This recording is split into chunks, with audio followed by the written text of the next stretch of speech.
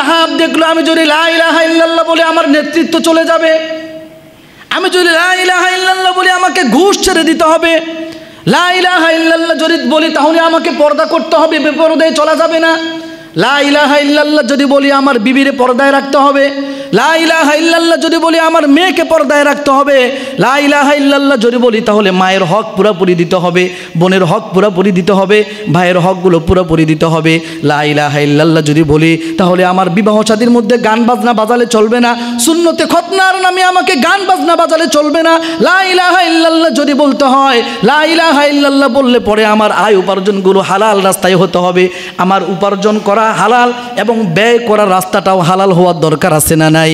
এইভাবে লা ইলাহা ইল্লাল্লাহ যদি বলি তাহলে মিথ্যা কথা বলা যাবে না, লা ইলাহা ইল্লাল্লাহ যদি বলি আরেকজনের উপর জুলুম করা যাবে না, লা ইলাহা ইল্লাল্লাহ যদি বলি তাহলে আরেকজন মানুষকে খুন করা যাবে না, লা ইলাহা ইল্লাল্লাহ যদি বলি তাহলে চাঁদাবাজি করা যাবে, লা ইলাহা ইল্লাল্লাহ যদি বলি তাহলে আরেকজনকে ঠকানো যাবে না। এইভাবে মুহাম্মদুর রাসূলুল্লাহ সাল্লাল্লাহু আলাইহি ওয়াসাল্লাম যা করতে বলেছেন সেগুলো করতে হবে। মুহাম্মদ সাল্লাল্লাহু আলাইহি ওয়াসাল্লাম যেগুলো করতে নিষেধ করেছেন সেগুলো থেকে দূরে থাকতে হবে। এই পুরোটার নামই হলো লা ইলাহা ইল্লাল্লাহ। সেইটা বুঝছে, সে দেখছে কিরে আমি যদি লা ইলাহা ইল্লাল্লাহ মেনে নেই তাহলে তো আমার নেতৃত্ব শেষ, আমার বিবাহ শাদীর অনুষ্ঠানে গান বাজনা চলবে না, আমার চাঁদাবাজি সব বন্ধ হয়ে যাবে, আমার নেতৃত্ব শেষ হয়ে যাবে, আমার নেতাগিরি সব শেষ হয়ে যাবে, আমার পুরো জীবনের লাইফস্টাইল পরিবর্তন করে দিতে হবে, আমার চুলের কাটিং মুহাম্মদুর রাসূলুল্লাহ সাল্লাল্লাহু আলাইহি ওয়াসাল্লামের মতো বানাইতে হবে, আমার পোশাকটা মুহাম্মদুর রাসূলুল্লাহ সাল্লাল্লাহু আলাইহি ওয়াসাল্লামের মতো বানাইতে হবে, আমি ঘুমাবো কিভাবে সেটাও ফলো করতে হবে মুহাম্মদুর রাসূলুল্লাহ সাল্লাল্লাহু আলাইহি ওয়াসাল্লামকে, আমার পরিবারের প্রত্যেকটা সদস্যকে বিশুদ্ধভাবে কোরআন কারীমের শিক্ষা প্রদান করতে হবে। অথচ আমরাও লা ইলাহা ইল্লাল্লাহ বলি, আমরাও লা ইলাহা ইল্লাল্লাহ বলি, আমরাও লা ইলাহা ইল্লাল্লাহ বলি, কিন্তু আমাদের জীবনের কোনো পরিবর্তন নাই, আমাদের পরিবারের মধ্যে কোনো পরিবর্তন নাই, আমাদের সমাজের মধ্যে কোনো পরিবর্তন নাই। আমার বিবি আগে যেমন বেপরদায় চলতো, লা ইলাহা ইল্লাল্লাহ বলার পরেও বেপরদায় চলে, আমার মেয়েটা যেমন বেপরদায় চলতো আমার মেয়েটাও লা ইলাহা ইল্লাল্লাহ বলার পরে বেপরদায় চলে।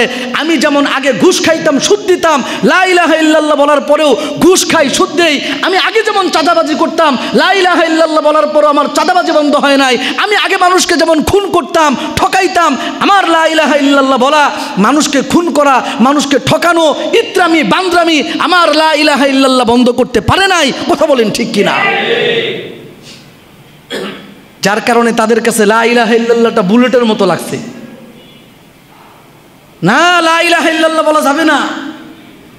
অথচ আমরা কিন্তু ভেবে বসে আছি আমরা কালিমাওয়ালা মুসলমান, কালিমা গো মুসলমান, শুধু লা ইলাহা ইল্লাল্লাহ বললেই জান্নাতে যদি যাওয়া যেত তাহলে আমরা যেমন নামাজও পড়ি, মানুষের ঠকাই, দোকানের মধ্যে গিয়া কাস্টমারদেরকে ঠকায়া দেই, আমরা যেমন নামাজও পড়ি, আল্লাহ মাফ করেন আল্লাহ নাফরমানি করি, স্ক্রিনের মধ্যে খারাপ জিনিস দেখি, আমরা যেমন লা ইলাহা ইল্লাল্লাহ বলি, বেপরদায় চলাফেরা করি, লা ইলাহা ইল্লাল্লাহ বলি, হারাম হালালের কোনো জাস পড়তাল নাই, গ্রহণ করে নেই, লা ইলাহা ইল্লাল্লাহ বলতেছি, এরপরে আবার বিবাহ শাদীর মধ্যে গান বাজনা বাজাইতেছি, লা ইলাহা ইল্লাল্লাহ বলতেছি, বিবি মেয়েদেরকে পর্দায় রাখি না, বেপর্দায় ছেড়ে দিয়েছি, লা ইলাহা ইল্লাল্লাহ বলতেছি, সন্তানকে এমন শিক্ষা দিচ্ছি যে শিক্ষায় সে আল্লাহকে পর্যন্ত নিষেধ করে দেয়, আল্লাহকে অস্বীকার করে বসে, নাস্তিক হওয়ার পথে তাকে পরিচালিত করতেছি। আমাদের লা ইলাহা ইল্লাল্লাহ বলা এই অর্থ যদি তারাও বুঝতো, আবু লাহাবও তো চিন্তা করতো লা ইলাহা ইল্লাল্লাহ মানে যদি এমনই হয় যে লা ইলাহা ইল্লাল্লাহ বলতে পারবো আবার মূর্তি পূজাও করতে পারবো, লা ইলাহা ইল্লাল্লাহ বলতে পারবো, সেরকম করতে পারবো, তাহলে আমাদের বলা আর তার বলার মধ্যে কোনো পার্থক্য ছিল? বোঝা গেছে লা ইলাহা ইল্লাল্লাহর অর্থ আমরা যেটা বুঝি এইটা আসল অর্থ না, সাহাবায়ে কেরাম যেটা বুঝছেন ওইটাই আসল অর্থ। কারণ আল্লাহ রাসূল সাল্লাল্লাহু আলাইহি সাল্লামের সামনে তারা উপস্থিত ছিল, আমরা উপস্থিত ছিলাম না। আল্লাহ রাসূল সাল্লাল্লাহু আলাইহি ওয়াসাল্লাম বলছেন, মান ক্বালা লা ইলাহা ইল্লাল্লাহ দাখালাল জান্নাহ, যে ব্যক্তি বলল লা ইলাহা ইল্লাল্লাহ সে জান্নাতে প্রবেশ করলো। মান ক্বালা লা ইলাহা ইল্লাল্লাহ, যে ব্যক্তি বলল, ওয়াফি রিওয়ায়াতিন মান শাহিদা আল্লাহ ইলাহা ইল্লাল্লাহ দাখালাল জান্নাহ, যে ব্যক্তি এই কথার সাক্ষ্য দিল যে আল্লাহ ছাড়া কোনো ইলাহ নাই, লা ইলাহা ইল্লাল্লাহ, এই কথার সাক্ষ্য যে লোকটা দিল এই লোকটা দাখালাল জান্নাহ, জান্নাতে প্রবেশ করে ফেললো। ইয়াদখুলুল জান্নাহ সেটা না, জান্নাতে প্রবেশ করবে এমন না, জান্নাতে প্রবেশ করে ফেলেছে, মাজির সিগা, অতীতের সিগা। আল্লাহ রসুল সাল্লাল্লাহু আলাইহি ওয়াসাল্লাম এই হাদিসে পাকে বলেছেন, যে ব্যক্তি লা ইলাহা ইল্লাল্লাহ বলল এই লোকটা জান্নাতে যাবে। আমাদের মধ্যে অনেক ভাইদেরকে বলতে শোনা যায় যে আমরা নামাজ পড়বো কেন, রোজা রাখবো কেন, হজ করবো কেন, যাকাত দিব কেন। শরীয়তের বিধিবিধানগুলো একটা হচ্ছে মারিফত আর একটা হলো শরীয়ত। শরীয়তের কথা বলে আলেম উলামা মোল্লা যারা আছে এরা, আমরা আছি মারিফত নিয়া। মারিফতে নামাজ রোজা হজ যাকাত এগুলো কিচ্ছু নাই, সব বরাবর। বলেন নাউজুবিল্লাহি মিন যালিক। যার কারণে দেখবেন অনেক এমন একটা শ্রেণী, ছোট না অনেক বড়, এবং এদের অনেক প্রভাব প্রতিপত্তি। এরা নামাজ রোজার খবর নাই, বছরে 1-2বার কোনো একটা অনুষ্ঠান করবে, উরস করবে, আর হচ্ছে আবার উরসের পাশে গাঞ্জা টানবে, এমন আছে না নাই? এগুলো এখন ভিডিও অনলাইনের যুগ, আপনাদের কাছে একবারে স্পষ্ট, এগুলো আমার নতুন করে বলার কিছু নাই। তাহলে এমন একটা গ্রুপ আছে যারা এই কথা বলে, কেউ যদি লা ইলাহা ইল্লাল্লাহ বলে তাহলে সে জান্নাতে চলে যাবে। সুতরাং নামাজ পড়ারও দরকার নাই, রোজা রাখারও দরকার নাই, হজ যাকাত পর্দা আরও যা বিধিবিধান আছে এগুলো মানার কোনো প্রয়োজন। আসলে কি বিষয়টা এমন? বিষয়টা আসলে কেমন? আমরা যারা নিষেধ করলাম না, আমরাও কি কালিমার দাবি, কালিমার যেই মর্ম, কালিমার যেই শিক্ষা, এই দাবি শিক্ষা মর্ম এটা আমরা বুঝি কিনা, এবং সেই হিসেবে কালিমার দাবি অনুযায়ী কালিমার দাবির বাস্তবায়ন করি কিনা, এটা আমাদের দেখার দরকার আছে না নাই? এবার আমরা চলি 1400 বছর পূর্বে। সাহাবায়ে কেরামকে আল্লাহ রসুল সাল্লাল্লাহু আলাইহি ওয়াসাল্লাম গোপনে গোপনে দাওয়াত দিতে লাগলেন। গোপনে গোপনে দাওয়াত দিলেন, অল্প কয়েকজন মুসলমান হলো। হজরতে খাদিজাতুল কুবরা রাদিয়াল্লাহু আনহা সর্বপ্রথম ঈমান আনয়ন করলেন। হজরতে, এটা হচ্ছে নারীদের মধ্যে সর্বপ্রথম হজরতে খাদিজাতুল কুবরা রাদিয়াল্লাহু আনহা ঈমান আনলেন। বালকদের মধ্যে হজরতে আলী রাদিয়াল্লাহু আনহু সর্বপ্রথম ঈমান আনলেন।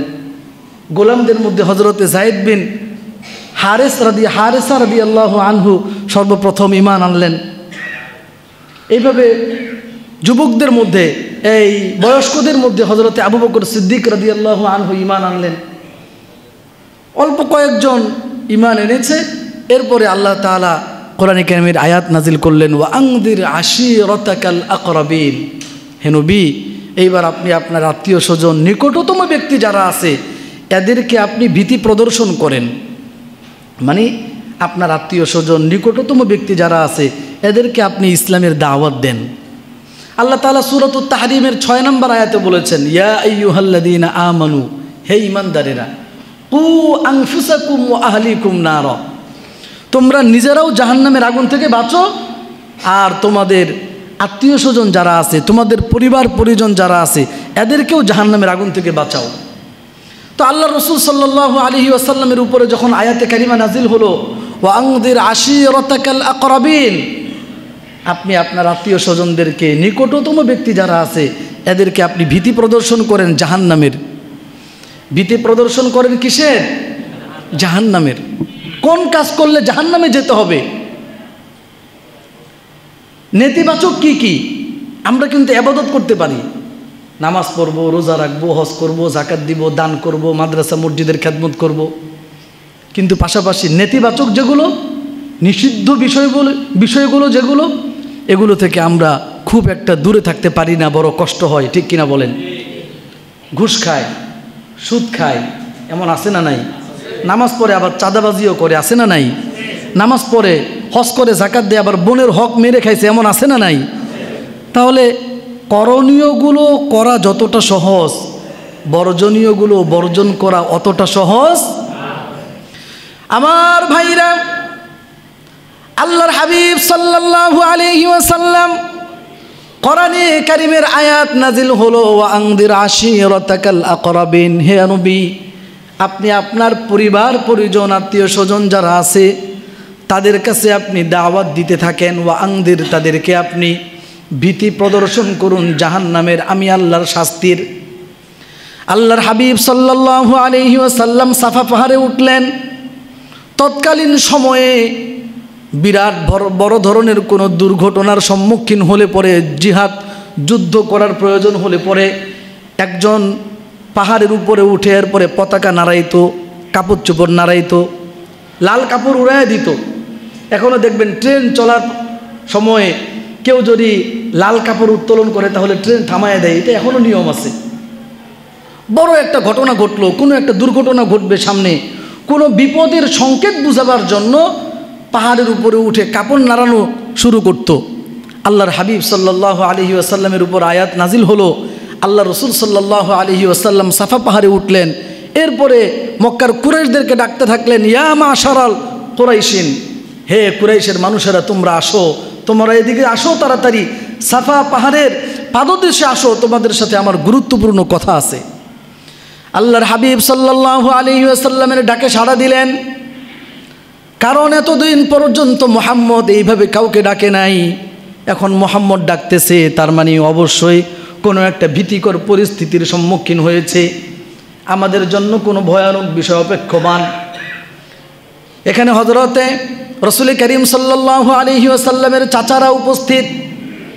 আল্লাহর হাবিব সাল্লাল্লাহু আলাইহি ওয়াসাল্লামের চাচা আব্দুল মুত্তালিব, আবু তালিব উপস্থিত, আবু লাহাব উপস্থিত, আবু জাহাল, উতবা, শাইবা সবাই সেখানে উপস্থিত। আল্লাহ রসুল সাল্লাল্লাহু আলাইহি ওয়াসাল্লামের নিকটতম ব্যক্তিরা উপস্থিত, আত্মীয় স্বজনেরা উপস্থিত। এইবার রাসূলুল্লাহ সাল্লাল্লাহু আলাইহি ওয়াসাল্লাম তাদের কাছ থেকে স্বীকৃতি নিলেন, তোমরা বলো তো, আমি যদি বলি পাহাড়ের ওই পাশে সৈন্যরা, সেনাবাহিনী, শত্রুপক্ষ তোমাদের বিরুদ্ধে যুদ্ধ করবার জন্য উপস্থিত হয়ে আছে, তোমরা কি আমার কথাটা বিশ্বাস করবা? তারা সমস্বরে বলল, অবশ্যই বিশ্বাস করব, কারণ এই পর্যন্ত 40টা বছর তুমি অতিবাহিত করেছো, একটা দিনও তুমি আমাদের সামনে মিথ্যা কথা বলো নাই। আমার ভাইরা, আল্লাহর হাবিব সাল্লাল্লাহু আলাইহি ওয়াসাল্লাম বললেন, শোনো হে আমার জাতি, দুনিয়ার সব মানুষদের সাথে যদি আমি প্রতারণা করি, তোমরা মনে রাখবে তোমাদের সাথে আমি কোনোদিন প্রতারণা করব না।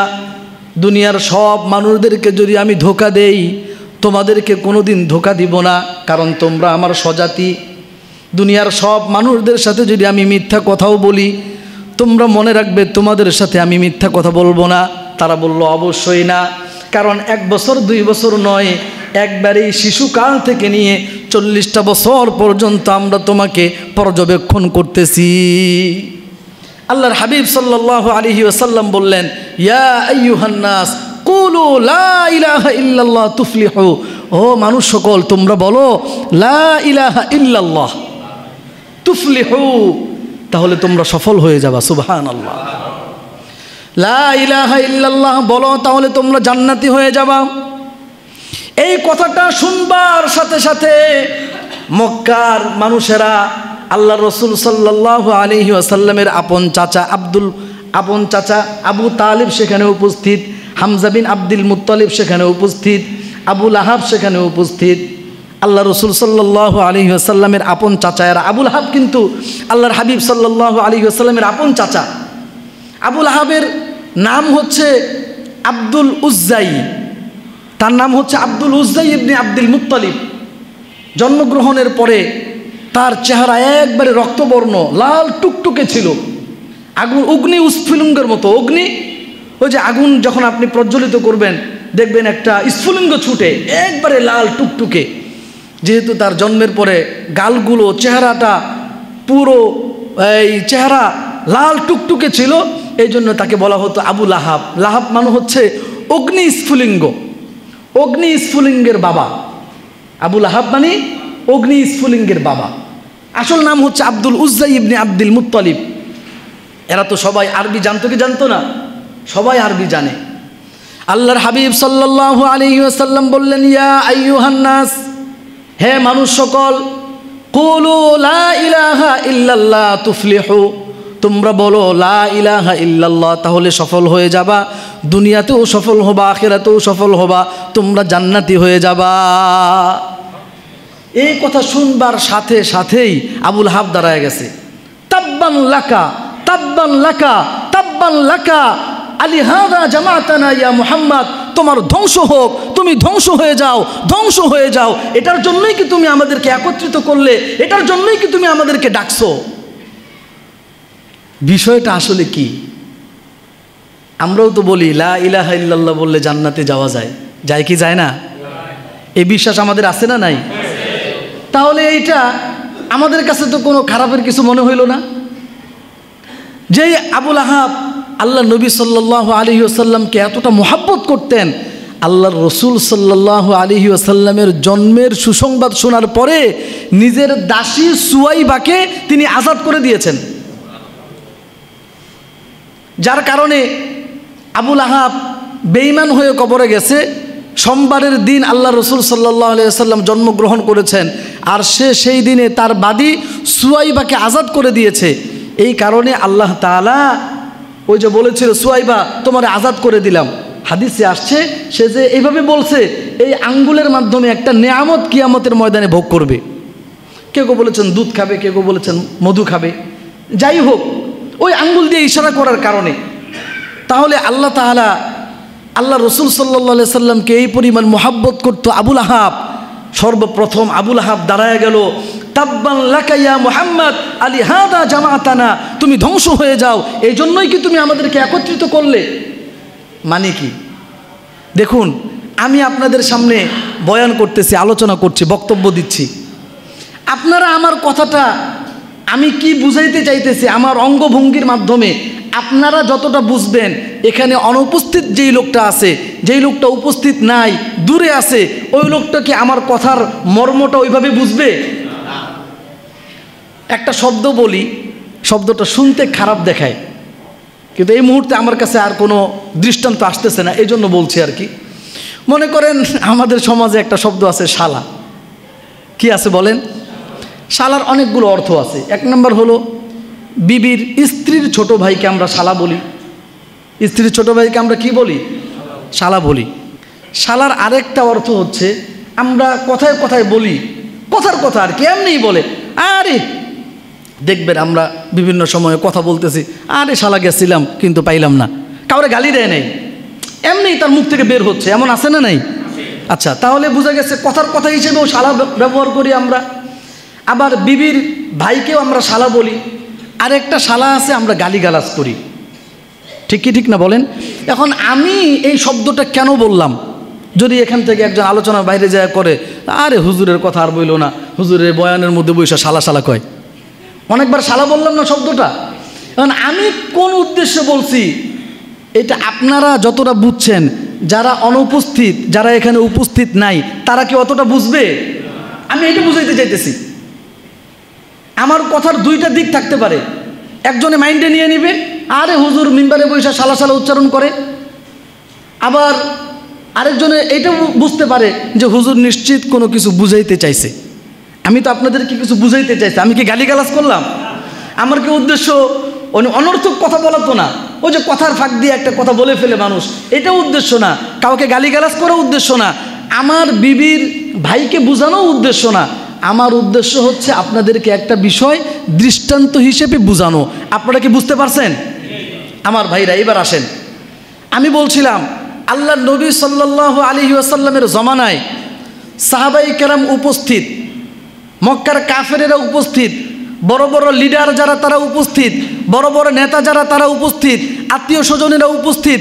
আল্লাহ রসুল সাল্লাল্লাহু আলাইহি ওয়াসাল্লামকে 1 বছর না 2 বছর না 50 বছর পর্যন্ত যেই চাচা প্রতিপালন করেছেন, লালন পালন করেছেন, পালছেন, ওই চাচা আবু তালেব সেখানে উপস্থিত। সুবহানাল্লাহ বলেন।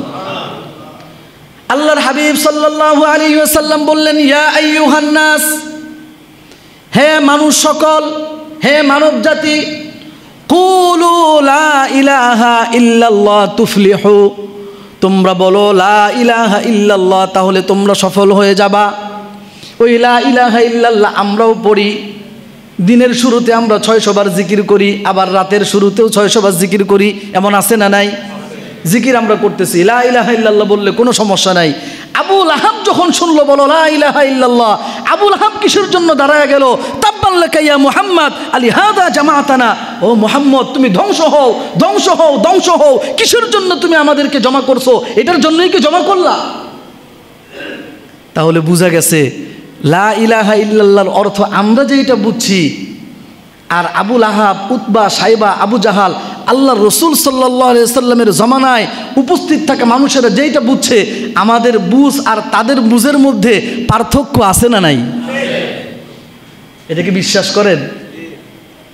লা ইলাহা ইল্লাল্লাহ মানে আবু লাহাব চিন্তা করলো, আমি যদি লা ইলাহা ইল্লাল্লাহ বলি, আজকের পর থেকে আমার কোনো আদর্শ নাই, আজকের পর থেকে সব আদর্শ হচ্ছে মুহাম্মদ সাল্লাল্লাহু আলাইহি ওয়াসাল্লামের আদর্শ। আজকের পর থেকে আমার মন মতো চলার কোনো সুযোগ নাই। আজকের পর থেকে মুহাম্মদ যেইভাবে চলতে বলবেন ঠিক সেইভাবেই চলতে হবে। আজকের পর থেকে আমার বিবাহ শাদী নিজের মন মতো করার কোনো সুযোগ নাই। মুহাম্মদ সাল্লাল্লাহু আলাইহি ওয়াসাল্লাম যেইভাবে বিবাহ শাদী করার কথা বলেছেন ওইভাবেই করতে হবে। আজকের পর থেকে আমার শিক্ষা দীক্ষা সংস্কৃতি, নিজস্ব কোনো শিক্ষা দীক্ষা সংস্কৃতির কোনো ভ্যালু নাই। যখন থেকে আমি লা ইলাহা ইল্লাল্লাহ বলবো, তখন থেকে আমাকে মুহাম্মদ সাল্লাল্লাহু আলাইহি ওয়াসাল্লামের শিক্ষা দীক্ষা সংস্কৃতি গ্রহণ করতে হবে। যখন থেকে আমি লা ইলাহা ইল্লাল্লাহ বলবো, তখন থেকে আমাকে ব্যবসা বাণিজ্য পানাহার সব কিছুই মুহাম্মদ যেইভাবে করতে বলেন ওইভাবেই ব্যবসা বাণিজ্য করতে হবে। মুহাম্মদ যেইভাবে আয় উপার্জন করতে বলে ওইভাবে উপার্জন করতে হবে। মুহাম্মদ যেইভাবে চলন বলনের কথা বলেন ওইভাবেই চলন বলন করতে হবে। মোট কথা আমাদের যেই লাইফ স্টাইল আছে, আমাদের যেই জীবন ব্যবস্থা আছে, নিজেদের মন মতো করলে হবে না। বাপ দাদার ধর্ম অনুযায়ী এতদিন পর্যন্ত চলেছি, সেটার আর কোনো ভ্যালু নাই। লা ইলাহা ইল্লাল্লাহ বলার অর্থ হলো মুহাম্মদ আমাদেরকে জীবন ব্যবস্থা হিসেবে যেটা দিবেন সেটাই হলো গ্রান্টেড। আর এর বাইরে যত ধরনের জীবন ব্যবস্থা আছে এই সবগুলোকে নিষেধ করে দিতে হবে, জীবন থেকে নাই করে দিতে হবে। ওটার নামই হচ্ছে লা ইলাহা ইল্লাল্লাহ। কথা বলেন ঠিক কি ঠিক না? আবু লাহাব দেখলো, আমি যদি লা ইলাহা ইল্লাল্লাহ বলে আমার নেতৃত্ব চলে যাবে, আমি যদি লা ইলাহা ইল্লাল্লাহ বলে আমাকে ঘুষ ছেড়ে দিতে হবে, লা ইলাহা ইল্লাল্লাহ যদি বলি তাহলে আমাকে পর্দা করতে হবে, বেপরদায় চলা যাবে না। লা ইলাহা ইল্লাল্লাহ যদি বলি আমার বিবিরে পর্দায় রাখতে হবে, লা ইলাহা ইল্লাল্লাহ যদি বলি আমার মেয়েকে পর্দায় রাখতে হবে, লা ইলাহা ইল্লাল্লাহ যদি বলি তাহলে মায়ের হক পুরোপুরি দিতে হবে, বোনের হক পুরোপুরি দিতে হবে, ভাইয়ের হকগুলো পুরোপুরি দিতে হবে। লা ইলাহা ইল্লাল্লাহ যদি বলি তাহলে আমার বিবাহ শাদীর মধ্যে গান বাজনা বাজালে চলবে না, সুন্নতে খতনার নামে আমাকে গান বাজনা বাজালে চলবে না। লা ইলাহা ইল্লাল্লাহ যদি বলতে হয়, লা ইলাহা ইল্লাল্লাহ বললে পরে আমার আয় উপার্জনগুলো হালাল রাস্তায় হতে হবে। আমার উপার্জন করা হালাল এবং ব্যয় করার রাস্তাটাও হালাল হওয়ার দরকার আছে না নাই? এইভাবে লা ইলাহা ইল্লাল্লাহ যদি বলি তাহলে মিথ্যা কথা বলা যাবে না। লা ইলাহা ইল্লাল্লাহ যদি বলি আরেকজনের উপর জুলুম করা যাবে না। লা ইলাহা ইল্লাল্লাহ যদি বলি তাহলে আরেকজন মানুষকে খুন করা যাবে না। লা ইলাহা ইল্লাল্লাহ যদি বলি তাহলে চাঁদাবাজি করা যাবে। লা ইলাহা ইল্লাল্লাহ যদি বলি তাহলে আরেকজনকে ঠকানো যাবে না। এইভাবে মুহাম্মদুর রাসূলুল্লাহ সাল্লাল্লাহু আলাইহি ওয়াসাল্লাম যা করতে বলেছেন সেগুলো করতে হবে। মুহাম্মদ সাল্লাল্লাহু আলাইহি ওয়াসাল্লাম যেগুলো করতে নিষেধ করেছেন সেগুলো থেকে দূরে থাকতে হবে। এই পুরোটার নামই হলো লা ইলাহা ইল্লাল্লাহ। সেইটা বুঝছে, সে দেখছে কিরে আমি যদি লা ইলাহা ইল্লাল্লাহ মেনে নেই তাহলে তো আমার নেতৃত্ব শেষ, আমার বিবাহ শাদীর অনুষ্ঠানে গান বাজনা চলবে না, আমার চাঁদাবাজি সব বন্ধ হয়ে যাবে, আমার নেতৃত্ব শেষ হয়ে যাবে, আমার নেতাগিরি সব শেষ হয়ে যাবে, আমার পুরো জীবনের লাইফস্টাইল পরিবর্তন করে দিতে হবে, আমার চুলের কাটিং মুহাম্মদুর রাসূলুল্লাহ সাল্লাল্লাহু আলাইহি ওয়াসাল্লামের মতো বানাইতে হবে, আমার পোশাকটা মুহাম্মদুর রাসূলুল্লাহ সাল্লাল্লাহু আলাইহি ওয়াসাল্লামের মতো বানাইতে হবে, আমি ঘুমাবো কিভাবে সেটাও ফলো করতে হবে মুহাম্মদুর রাসূলুল্লাহ সাল্লাল্লাহু আলাইহি ওয়াসাল্লামকে। আমার পরিবারের প্রত্যেকটা সদস্যকে বিশুদ্ধভাবে কোরআনে কারীমের শিক্ষা প্রদান করতে হবে। অথচ আমরাও লা ইলাহা ইল্লাল্লাহ বলি, আমরাও লা ইলাহা ইল্লাল্লাহ বলি, আমরাও লা ইলাহা ইল্লাল্লাহ বলি, কিন্তু আমাদের জীবনের কোনো পরিবর্তন নাই, আমাদের পরিবারের মধ্যে কোনো পরিবর্তন নাই, আমাদের সমাজের মধ্যে কোনো পরিবর্তন নাই। আমার বিবি আগে যেমন বেপরদায় চলতো, লা ইলাহা ইল্লাল্লাহ বলার পরেও বেপরদায় চলে। আমার মেয়েটা যেমন বেপরদায় চলতো, আমার মেয়েটাও লা ইলাহা ইল্লাল্লাহ বলার পরে বেপরদায় চলে। আমি যেমন আগে ঘুষ খাইতাম, সুদ দিতাম, লা ইলাহা ইল্লাল্লাহ বলার পরেও ঘুষ খাই, সুদ দেই, আমি আগে যেমন চাঁদাবাজি করতাম, লা ইলাহা ইল্লাল্লাহ বলার পরও আমার চাঁদাবাজি বন্ধ হয় নাই। আমি আগে মানুষকে যেমন খুন করতাম, ঠকাইতাম, আমার লা ইলাহা ইল্লাল্লাহ বলা, মানুষকে খুন করা, মানুষকে ঠকানো, ইত্রামি বান্দ্রামি আমার লা ইলাহা ইল্লাল্লাহ বন্ধ করতে পারে নাই। কথা বলেন ঠিক কিনা? যার কারণে তাদের কাছে লা ইলাহা ইল্লাল্লাহটা বুলেটের মতো লাগছে। না, লা ইলাহা ইল্লাল্লাহ বলা যাবে না। অথচ আমরা কিন্তু ভেবে বসে আছি আমরা কালিমাওয়ালা মুসলমান, কালিমা গো মুসলমান। শুধু লা ইলাহা ইল্লাল্লাহ বললেই জান্নাতে যদি যাওয়া যেত, তাহলে আমরা যেমন নামাজও পড়ি, মানুষের ঠকাই, দোকানের মধ্যে গিয়া কাস্টমারদেরকে ঠকায়া দেই, আমরা যেমন নামাজও পড়ি, আল্লাহ মাফ করেন, আল্লাহর নাফরমানি করি, স্ক্রিনের মধ্যে খারাপ জিনিস দেখি, আমরা যেমন লা ইলাহা ইল্লাল্লাহ বলি, বেপরদায় চলাফেরা করি, লা ইলাহা ইল্লাল্লাহ বলি, হারাম হালালের কোনো জাস পড়তাল নাই, গ্রহণ করে নেই, লা ইলাহা ইল্লাল্লাহ বলতেছি, এরপরে আবার বিবাহ শাদীর মধ্যে গান বাজনা বাজাইতেছি, লা ইলাহা ইল্লাল্লাহ বলতেছি, বিবি মেয়েদেরকে পর্দায় রাখি না, বেপর্দায় ছেড়ে দিয়েছি, লা ইলাহা ইল্লাল্লাহ বলতেছি, সন্তানকে এমন শিক্ষা দিচ্ছি যে শিক্ষায় সে আল্লাহকে পর্যন্ত নিষেধ করে দেয়, আল্লাহকে অস্বীকার করে বসে, নাস্তিক হওয়ার পথে তাকে পরিচালিত করতেছি। আমাদের লা ইলাহা ইল্লাল্লাহ বলা এই অর্থ যদি তারাও বুঝতো, আবু লাহাবও তো চিন্তা করতো লা ইলাহা ইল্লাল্লাহ মানে যদি এমনই হয় যে লা ইলাহা ইল্লাল্লাহ বলতে পারবো, আবার মূর্তি পূজাও করতে পারবো, লা ইলাহা ইল্লাল্লাহ বলতে পারবো, সেরকম করতে পারবো, তাহলে আমাদের বলা আর তার বলার মধ্যে কোনো পার্থক্য ছিল? বোঝা গেছে লা ইলাহা ইল্লাল্লাহর অর্থ আমরা যেটা বুঝি এইটা আসল অর্থ না, সাহাবায়ে কেরাম যেটা বুঝছেন ওইটাই আসল অর্থ। কারণ আল্লাহ রসুল সাল্লাল্লাহু আলাইহি সাল্লামের সামনে তারা উপস্থিত ছিল, আমরা উপস্থিত ছিলাম না। ওই যে শালা শব্দ দিয়ে বললাম, এইটার মর্ম তারা কি বুঝছে? আল্লাহ রসুল সাল্লাল্লাহু আলাইহি সাল্লামের চাচা, আপন চাচা আবু লাহাব বলল, মুহাম্মদ এটার জন্যই কি তুমি আমাদেরকে একত্রিত করলা? আমার ভাইরা, একদিন নয়, দুদিন নয়, এক বছর নয়, 2 বছর নয়, আল্লাহর হাবিব সাল্লাল্লাহু আলাইহি ওয়াসাল্লামকে প্রতিপালন করলেন 50টা বছর। আবু তালেব 50 বছর পর্যন্ত আমার রসুলকে প্রতিপালন করলেন। যখন রসুল্লাহ সাল্লাল্লাহু আলাইহি ওয়াসাল্লাম দেখলেন আবু তালেব কাফের হয়ে মৃত্যুবরণ করতেছে, আবু তালেব মুসলমান হয়ে মরেন না, মরবেন যে কাফের অবস্থায় মরবে।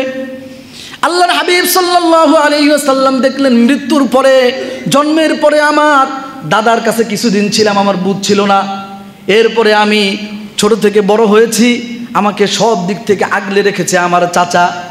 সুবহানাল্লাহ বলেন। আবু তালেব, এমন চাচা আমাদের সমাজে আছে। বাবা মারা গেলে যেই ভাই মরছে ওই ভাই সম্পত্তি নিয়ে টান দেয়, এমন আছে না নাই? হয়তো দুর্বল, কার জন্য টান দিবেন? আপনার ভাই একটা দুর্বল, কার জন্য টানতেছেন? এই যে জমি দখল করে নিচ্ছেন, এটা হচ্ছে আপনার দুনিয়া কেন্দ্রিক মন মানসিকতার কারণে। মক্কার কাফিররাও সেটা করে নাই। আবু তালেব আল্লাহর হাবিব সাল্লাল্লাহু আলাইহি ওয়াসাল্লামকে 50 বছর পর্যন্ত প্রতিপালন করলেন।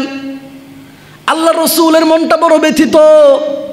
আল্লাহর হাবিব সাল্লাল্লাহু আলাইহি ওয়াসাল্লাম দৌড়ে গেলেন চাচার কাছে, কারণ কুরাইশের মানুষেরা যখন মৃত্যুবরণ করত তাদের কিছু আলামত প্রকাশ পেত, তাদের কপাল থেকে ঘাম ঝরা শুরু হয়ে যেত, আরও বিভিন্ন ধরনের আলামত প্রকাশ পেত। আল্লাহ রসুল সাল্লাল্লাহু আলাইহি ওয়াসাল্লাম বুঝতে পারলেন আবু তালেবের সময় শেষ। আবু তালেবের কাছে গেছে, চাচার কাছে গেছে। ওইদিকে আবার আবু জাহাল, উতবা, সাইবা, আবু লাহাব তারাও উপস্থিত। আল্লাহ রসুল সাল্লাল্লাহু আলাইহি ওয়াসাল্লাম বললেন, চাচা গো, আপনি আমার এতটা মহাব্বত করতেন, মক্কার কাফেরের আমার উপর ফুলের টোকা পর্যন্ত দিতে পারে নাই।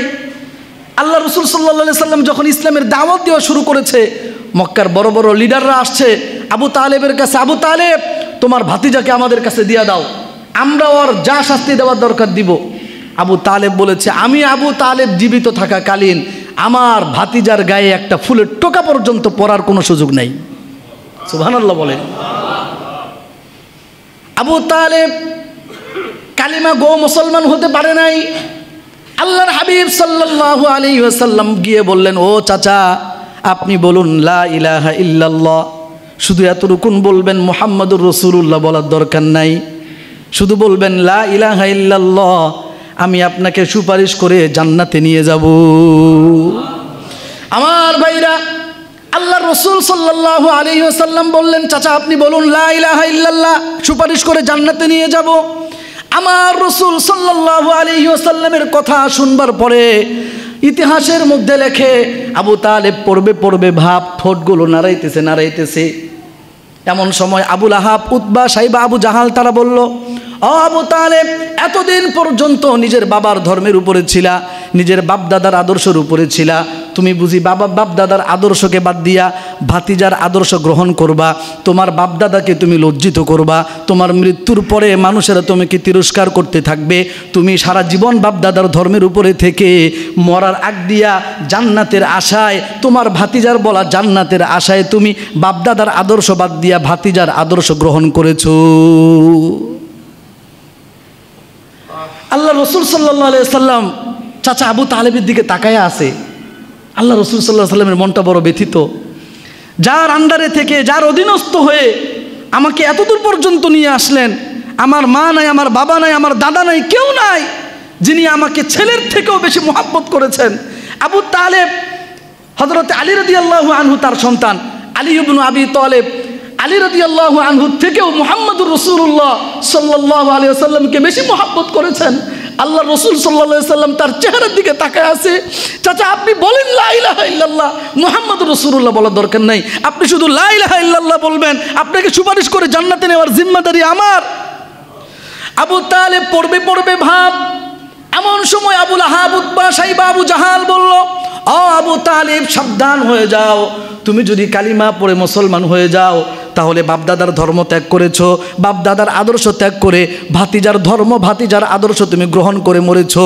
সারা পৃথিবীর মানুষেরা তোমাকে তিরস্কার করতে থাকবে।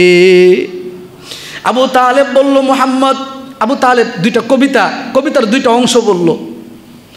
ওয়ালাকাদ আলিমতু বিআন্না দীনা মুহাম্মাদিন মিন খায়রি আদিয়ানিল বারিয়াতি দীনা লাউলাল মালামাতু আও হিদারু মাসাব্বাতিন লাওয়াজাদতানি সামহাম বিযাকা মুবিনা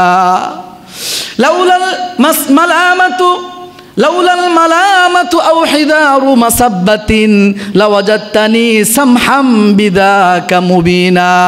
আবু তালেব বলছে, ওয়ালাকাদ আলিমতু বিআন্না দীনা মুহাম্মাদিন, ও মুহাম্মদ, আমি স্বীকৃতি দিচ্ছি, আমি স্বীকার করে নিচ্ছি, দুনিয়ার মধ্যে যত ধর্ম আছে সব ধর্মের তুলনায় মুহাম্মদের ধর্ম হলো দুনিয়ার মধ্যে সবচাইতে শ্রেষ্ঠ ধর্ম। এটা আমি বিশ্বাস করি। লাউলাল মালামাতু আও হিদারু মাসাব্বাতিন, ও মুহাম্মদ, কিন্তু শুনে নাও, মানুষেরা আমাকে তিরস্কার করবে, আমাকে গালিগালাজ করবে, মানুষেরা আমাকে বলবে বাপদাদার ধর্ম ত্যাগ করে ফেলেছি, আমাকে লজ্জিত করবে, তিরস্কার করবে, গালিগালাজ করবে। এই ভয় যদি না থাকতো তাহলে সর্বাগ্রে তোমার ধর্ম, শ্রেষ্ঠ ধর্ম ইসলামটাকে আমি আবু তালেব সবার আগে গ্রহণ করে নিতাম। আমি বলছিলাম আবু তালেবও আল্লাহ রসুল সাল্লাল্লাহু আলাইহি সাল্লামের এই ধর্মটা গ্রহণ করে নাই। সে জানে এটা শ্রেষ্ঠ ধর্ম, সে জানে এই ধর্ম যদি গ্রহণ করতে হয় তাহলে বাপদাদার সব আদর্শকে বাদ দিতে হবে। সে জানে লা ইলাহা ইল্লাল্লাহ যদি পড়ে মুসলমান হতে হয় তাহলে নিজের বিবাহ শাদী আর নিজের মন মতো করলে চলবে না, মুহাম্মদুর রাসূলুল্লাহ সাল্লাল্লাহু আলাইহি সাল্লামের মতো বিবাহ শাদী করতে হবে। সে জানে লা ইলাহা ইল্লাল্লাহ পড়ে যদি মুসলমান হতে হয় আমার হারাম ব্যবসা বাণিজ্য ত্যাগ করতে হবে। যদি লা ইলাহা ইল্লাল্লাহ পড়ে মুসলমান হতে হয় তাহলে আমার বিবি আর মেয়েটাকে পর্দায় রাখতে হবে। যদি লা ইলাহা ইল্লাল্লাহ মুহাম্মদুর রাসূলুল্লাহ বলতে হয় তাহলে আমার জীবনের লাইফস্টাইলটাকে পরিবর্তন করে মুহাম্মদ যেইভাবে বলেছে ওইভাবেই করতে হবে। নিজের মন মতো করার কোনো সুযোগ, এটা তারা জানতো কি জানতো না? তাহলে এবার মিলান আমাদের জীবনটা কার সাথে মিলে? তাহলে আমাদের অবস্থা তো এই কালিমার অর্থটাও আমরা জানি না। আমরা শুধু জানি লা ইলাহা ইল্লাল্লাহ মানে হচ্ছে আল্লাহ ছাড়া কোনো মাবুদ নাই। ঠিকই ঠিক না বলেন? এতদিন পর্যন্ত কিন্তু এটাই জানছি, কিন্তু কালিমার দাবি কি, কালিমার উদ্দেশ্যটা কি, কালিমার শিক্ষা কি? যদি আমি লা ইলাহা ইল্লাল্লাহ বললাম হারাম ছাড়তে পারলাম না, লা ইলাহা ইল্লাল্লাহ বললাম ঘুষ আর সুদ ছাড়তে পারলাম না, লা ইলাহা ইল্লাল্লাহ বললাম বিবাহ শাদীর মধ্যে গান বাজনা ত্যাগ করতে পারলাম না, লা ইলাহা ইল্লাল্লাহ বললাম আমার সন্তানকে কোরআনের শিক্ষা দিতে পারলাম না, আমার পরিবারের আমার মেয়ে, আমার স্ত্রী, আমার ছেলেরা শুদ্ধভাবে বিশুদ্ধভাবে সূরাতুল ফাতিহা তিলাওয়াত করতে জানে না, আমি লা ইলাহা ইল্লাল্লাহ বলে মুসলমান হয়েছি, আমার সন্তানেরা নামাজের মধ্যে ফরজ কয়টা সেইটা জানে না, আমার সন্তানেরা ওযুর ফরজ কয়টা সেইটা জানে না, লা ইলাহা ইল্লাল্লাহ বলেছি, আমি আরেকজনের উপর জুলুম করা বাদ দেই নাই। লা ইলাহা ইল্লাল্লাহ বলেছি, আমার কথার ইশারায়, আমার কথার মাধ্যমে একজন মানুষ খুন হয়ে যাচ্ছে। লা ইলাহা ইল্লাল্লাহ বলছি, চাঁদাবাজি বন্ধ করতে পারি নাই। লা ইলাহা ইল্লাল্লাহ বলছি, বেপরদেগি বন্ধ করতে পারি নাই, আদর্শ পরিবর্তন করতে পারি নাই, নেতাগিরি বাদ দিতে পারি নাই, খারাপ নেতাগিরি। যদি লা ইলাহা ইল্লাল্লাহ বলার পরেও এই খারাপ কাজগুলো আমার থেকে দূরে না সরে, বুঝতে হবে লা ইলাহা ইল্লাল্লাহ আমি শুধু মুখে বললাম, আসলে লা ইলাহা ইল্লাল্লাহর দাবি আমি জানিও না, লা ইলাহা ইল্লাল্লাহর দাবি আমি বাস্তবায়ন করতেও পারি নাই। তাহলে এই লা ইলাহা ইল্লাল্লাহ আমাদেরকে জান্নাত পর্যন্ত নিবে? কি বলেন, লা ইলাহা ইল্লাল্লাহ জান্নাত পর্যন্ত নিবে? আরে যদি লা ইলাহা ইল্লাল্লাহ মানে হচ্ছে মুখ দিয়ে বলা, এই বললে তো আবু লাহাবও বলতে পারতো, আবু তালেবও বলতে পারতো। লা ইলাহা ইল্লাল্লাহ বললে কি সমস্যা? আমরাও তো বলি। অনেক হিন্দুরাও দেখবেন, ওই যে শুনছি আমি বরিশালে লঞ্চে যখন অনেক ঢেউ আসা শুরু হয়, ঘূর্ণিঝড় শুরু হয়ে যায়, তখন কাফেরেরা মুশরিকরা পর্যন্ত বলে লা ইলাহা ইল্লাল্লাহ। ওরাও জিকির করতে থাকে। মুসলমান তো জিকির করেই, আল্লাহকে বিশ্বাস করে যে এই ঘূর্ণিঝড় থেকে মুক্তি দেওয়ার মালিক একমাত্র কে? তো কাফেররাও লা ইলাহা ইল্লাল্লাহ বলা শুরু করে। তো এই লা ইলাহা ইল্লাল্লাহ তো সবাই বলে, অনেক মুশরিকরাও বলে, হিন্দুরাও বলে, খ্রিস্টানরাও বলে, ইহুদিরাও বলে, সবাই তো বলে। তো বললেই যদি জান্নাতে যাওয়া যায়, ওরাও জান্নাতে যাবো, আমরাও জান্নাতে যাবো, তা নামাজ পড়ার কি দরকার? কথা বলেন ঠিক কি ঠিক না আমার ভাইরা? এইবার আসেন, আল্লাহ রসুল সাল্লাল্লাহু আলাইহি সাল্লামের যুগে কয়েক শ্রেণীর মানুষ ছিল, তার মধ্যে একটা ছিল মুনাফিক।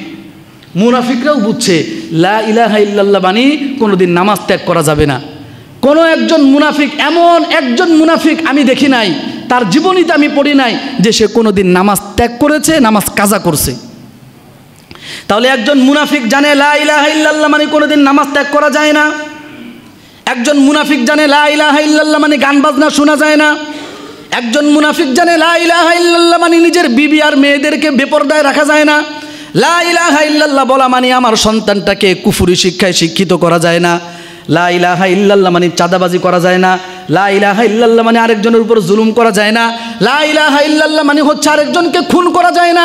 আল্লাহর হাবিব সাল্লাল্লাহু আলাইহি ওয়াসাল্লামের জমানার মুনাফিকরা বুঝছে লা ইলাহা ইল্লাল্লাহ মানে রমজান মাসের একটা রোজাও বাদ দেওয়া যাবে না, পুরো 30টা রোজাই রাখতে হবে। লা ইলাহা ইল্লাল্লাহ মানে আমার পরিবারের প্রত্যেকটা সদস্য রমজান মাসে 30টা রোজা রাখবে, আমি নিজেও রাখবো। লা ইলাহা ইল্লাল্লাহ মানে হচ্ছে হজ করবার মতো সক্ষমতা থাকলে হজ করতে হবে। লা ইলাহা ইল্লাল্লাহ মানে হচ্ছে যাকাত দেওয়ার মতো সামর্থ্য থাকলে যাকাত দিতে হবে। লা ইলাহা ইল্লাল্লাহ মানে হচ্ছে জিহাদের ডাক আসলে মুসলমানদেরকে রক্ষা করবার জন্য, আল্লাহর দ্বীন প্রতিষ্ঠা করবার জন্য জিহাদে অবতীর্ণ হইতে হবে। এইটা রাসূলুল্লাহ সাল্লাল্লাহু আলাইহি সাল্লামের যুগের মুনাফিকরাও জানতো, বর্তমানের মুসলমানরাও সেটা জানে না। কথা বলেন ঠিক কিনা? অধিকাংশ মুসলমানদের অবস্থা এমন কি এমন না বলেন? জানে না। তাহলে আমার জীবনই তো মুনাফিকদের সাথেই মিলে না, সাহাবায়ে কেরামের সাথে মিলবে কেমনে? আমার জীবনই তো মুনাফিকদের সাথেই মিলল না। একজন মুনাফিক সারা জীবনে এক ওয়াক্ত নামাজ কাজা করে নাই, নিজের বিবির বেপরদায় রাখে নাই, কোনোদিন গান বাজনা শুনে নাই, আরেকজনের উপর জুলুম করে নাই, আরেকজনের হক নষ্ট করে নাই, কোনোদিন বিবাহ শাদীতে গান বাজনা বাজায় নাই, এরপরে সন্তানদেরকে কোরআন হাদিসের শিক্ষার বাইরে কোনো শিক্ষা দেয় নাই। মুনাফিকরা যদি এই কাজ করতে পারে, আমি মুসলমান হয়ে কি করলাম? এইবার বলেন, আমাদের পরিবারের কয়জন সদস্য? এমন অনেক সদস্য আছে যারা সূরাতুল ফাতিহা বিশুদ্ধভাবে পড়তে পারে না, নামাজের ফরজগুলো জানে না। রমজান মাস গত হয়েছে, 30টা রোজা পরিবারের প্রত্যেকটা সদস্য রাখে নাই, এমন পরিবার আছে না নাই? অথচ এরা সবাই মুসলমান। আমাদের বাপ দাদা, নানা নানি, দাদা দাদি কালিমার যেই অর্থ বললাম, কালিমার যেই মর্মার্থ বললাম, কালিমার যেই দাবি আর মর্ম, এইটা আমাদের অনেক আত্মীয় স্বজনরাও জানে না। অথচ আমরা সবাই মুসলমান দাবি করে বসে আছি, আমি মরলেই তো জান্নাতে যাব। কারণ আল্লাহ রসুল সাল্লাল্লাহু আলাইহি সাল্লাম বলেছেন, মান ক্বালা লা ইলাহা ইল্লাল্লাহ দাখালাল জান্নাহ, যেই লোকটা লা ইলাহা ইল্লাল্লাহ বলবে ওই লোকটা জান্নাতে চলে যাবে। আরে বলা মানে শুধু মুখ দিয়ে বলা না, উদ্দেশ্য হচ্ছে কালিমার যেই দাবি, এতক্ষণ পর্যন্ত যা বললাম আল্লাহ রসুল সাল্লাল্লাহু আলাইহি সাল্লাম যা করতে বলেছেন সেগুলো করা, আল্লাহ রসুল যেগুলো নিষেধ করেছেন করতে সেগুলো থেকে বিরত থাকা, ওইটার নামই হলো লা ইলাহা ইল্লাল্লাহ। নিজে বুঝতে হবে, বাস্তবায়ন করতে হবে। এই অবস্থায় যদি কবরে যাইতে পারি, তাহলে আমি লা ইলাহা ইল্লাল্লাহ নিয়ে কবরে গেছি, এই লা ইলাহা ইল্লাল্লাহ আমাকে জান্নাত পর্যন্ত নিবে। আর যদি এমনটা না হয়, তাহলে জান্নাতের আশা করা আমরা তো বুঝি না ভাই, বুঝি না তো যে হুজুর আপনি কি 100-এ 100, আমিও 100-এ 100 না। কিন্তু আলোচনায় তো বিবেচনা বাড়বে, আলোচনা করলেই তো একটা মানুষের অনুভূতি জাগ্রত হবে। হ্যাঁ আমার যুবকেরা মোবাইল নিয়ে আসো, শুধু ফেসবুক আর ফেসবুক, ইউটিউব, ইনস্টাগ্রাম, একটু কোরআন হাদিস নিয়ে একটু গবেষণা করো, একটু পড়াশোনা করো। কোরআনে কারিমটাকে বিশুদ্ধভাবে তিলাওয়াত করতে জানো। কোরআনে কারিমে আল্লাহ তাআলা কি বলেছেন সেটা একটু বুঝো, মানার চেষ্টা করো। যারা বৃদ্ধ হয়ে গেছে তারা তো করবেই, যারা যুবক আছে এদের সময় আছে না নাই? আমি আমার সন্তানদেরকে কোরআন হাদিসের শিক্ষা দিব, কমপক্ষে কোনটা হালাল কোনটা হারাম, আমার রসুল সাল্লাল্লাহু আলাইহি সাল্লাম কোনটা করতে বলেছেন সেগুলো করব, যেগুলো করতে নিষেধ করেছেন সেগুলো থেকে বিরত থাকবো। এটার দামই হচ্ছে লা ইলাহা ইল্লাল্লাহ। আর এই কাজ যদি আমরা করতে পারি, কালিমার দাবি এইটা যদি আমরা মানতে পারি, সেটাকে বাস্তবায়ন করতে পারি, এই কালিমা আমাদেরকে জাহান্নাম থেকে মুক্ত করে জান্নাতে প্রবেশ করাবে। কথা বলেন ঠিক কিনা? হাত তুলেন সবাই। হে আল্লাহ, হে আল্লাহ, আমরা ওয়াদা করলাম কালিমার দাবি অনুযায়ী আমাদের জীবন পরিচালিত করব। কালিমার দাবি অনুযায়ী আপনি যেগুলোকে হালাল করেছেন হালাল জানবো। কালিমার দাবি অনুযায়ী আপনি যেগুলো হারাম ঘোষণা করেছেন সেগুলোকে হারাম ঘোষণা করলাম। কালিমার দাবি অনুযায়ী আমার ব্যবসা বাণিজ্য, আমার চাকরি বাকরি, আমার ক্ষেত খামার, আমার খাওয়া দাওয়া, আমার লাইফস্টাইল, আমার পুরো জীবন ব্যবস্থা কালিমার দাবি অনুযায়ী বাস্তবায়ন করব। হে আল্লাহ, আমাদের দোয়াকে আপনি কবুল করেন। আমিন আমিন আমিন। ওয়া আখিরু দাওয়ানা আনিল হামদুলিল্লাহি রাব্বিল আলামিন। আমরা যারা সুন্নত পড়িনি পড়ে নেই।